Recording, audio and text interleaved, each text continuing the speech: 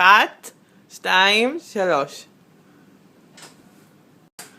שלום לכולם, אני מעיין, אני חברה טובה של יעל ועמית מהשלוחה התל אביבית. הסיטואציה הזאת היא רק קצת מאוד מביכה, אני הולכת ללמד אתכם עכשיו את הצעדים לריקוד שאנחנו נעשה בחתונה שלהם. לא אכפת לי להיות מובכת כי אני מאוד אוהבת אותם, ואני יודעת שזה מה שישמח אותם אם נכניס קצת היפ-הופ וקצת שמח וקצת חיים לחתונה.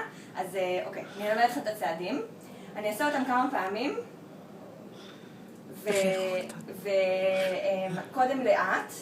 אני אעשה אותם פעם אחת עם המוזיקה, בצורה ככה מינימליסטית, כדי שאף אחד לא ילחץ, ובסוף אני אעשה את זה בצורה קצת יותר מהירה ועם יותר סטייל.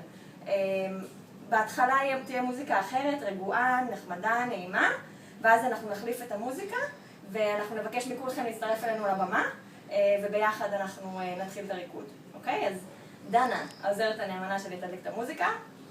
אוקיי. אוקיי? זה השלב שבו כולם עולים לבמה.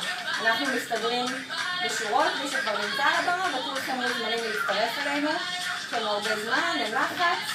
מי שעל הבמה עושה קצת פרי סטייל. נחכה, אנחנו מגניבים, אנחנו שמחים, יעל ועמית מבסוטים.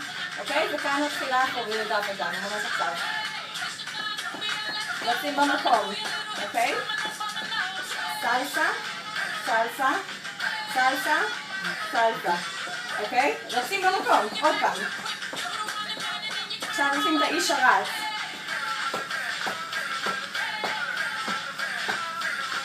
שוב, רצים במקום, זה מעבר. צעד קדימה, צעד קדימה. צעד קדימה, צעד קדימה. ופעם אחרונה רצים ככה במקום. וזה.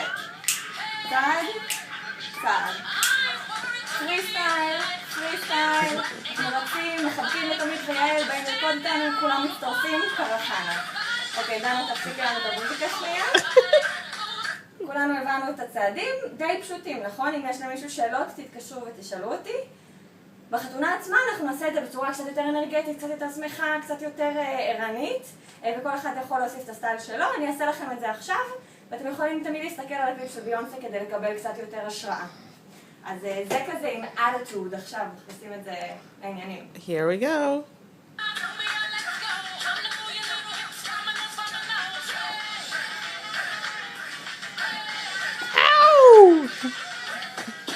גבוה.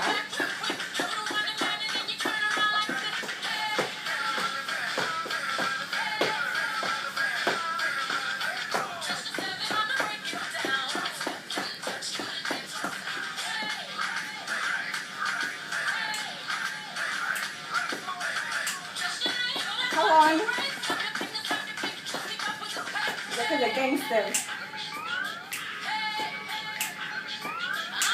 פרי סטייל, מבינים את יעל, הכל שמח. זה הריקוד שלנו. זרמו, יהיה כיף, יהיה צחוקים, ואחר כך נמשיך לרקוד בחתונה. ביי!